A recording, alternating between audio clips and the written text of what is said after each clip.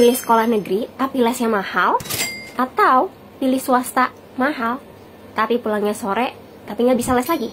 Ayo, kalian bingung kan? Memilih antara sekolah negeri dengan les yang mahal atau sekolah swasta mahal tanpa les adalah keputusan yang kompleks dan sangat personal. Jadi, tidak ada jawaban yang benar atau yang salah karena pilihan terbaik tergantung pada kebutuhan, prioritas, kondisi ekonomi masing-masing keluarga. Berikut beberapa faktor yang perlu dipertimbangkan untuk membantu Anda, membantu ibu-ibu sekalian membuat keputusan yang tepat. Misalkan ya, kalau mau ke sekolah negeri dengan les yang mahal, keuntungannya apa? Yang pertama, biaya sekolah relatif lebih terjangkau, kurikulum nasional yang seragam, jaringan pertemanan yang luas, dan kerugiannya ada juga loh. Yang pertama, kualitas pengajaran bisa bervariasi. Yang kedua, perlu biaya tambahan untuk les agar mendapat hasil yang optimal.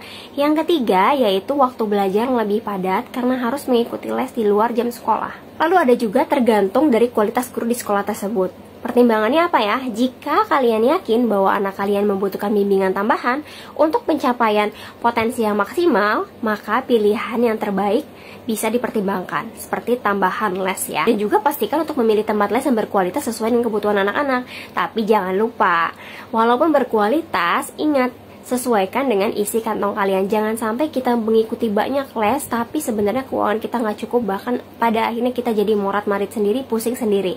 Yang kedua yaitu sekolah swasta mahal, tapi tanpa les. Keuntungannya apa? Kualitas pengajaran dan fasilitas umumnya lebih baik. Kurikulumnya yang lebih beragam dan inovatif. Terus juga waktu belajar yang efisien karena pelajaran tambahan itu sudah termasuk dalam kurikulum sekolah. Dan ada juga kegiatan ekstrakurikuler yang lebih banyak, tapi kerugiannya ada juga loh. Biaya sekolah yang sangat mahal ini yang harus banget dipertimbangin buat para orang tua ya.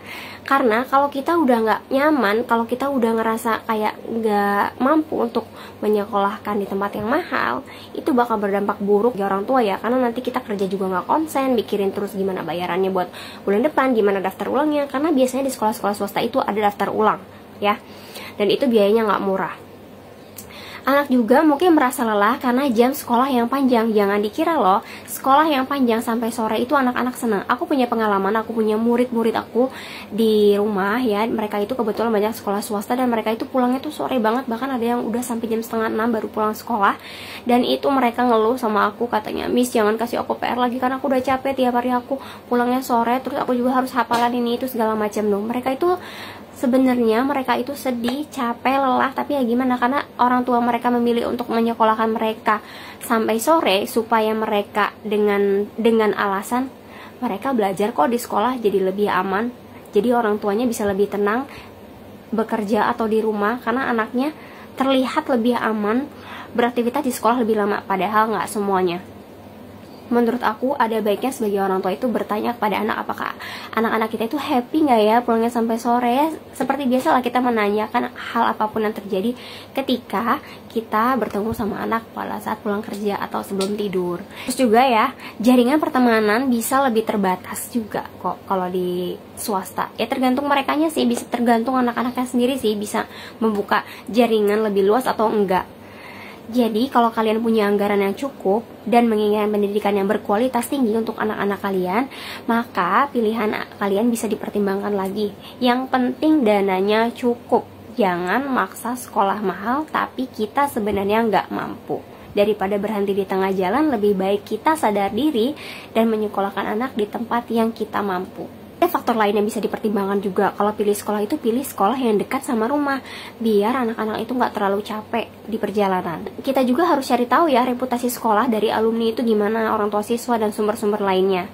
Pastikan juga kurikulum sekolah swastanya ini sesuai dengan minat dan bakat anak. Kalau memilih sekolah swasta ya pertimbangkan juga fasilitas lain seperti laboratorium, perpustakaan, fasilitas olahraga. Jadi kesimpulannya, keputusan akhir ada di tangan kalian. Pertimbangkan semua faktor yang udah aku jelasin sebelumnya dengan cermat. Pilih sekolah yang sesuai dengan kebutuhan dan kondisi keuangan keluarga. Semoga informasi ini dapat membantu ya. Jangan lupa like, share, komen, dan save video ini.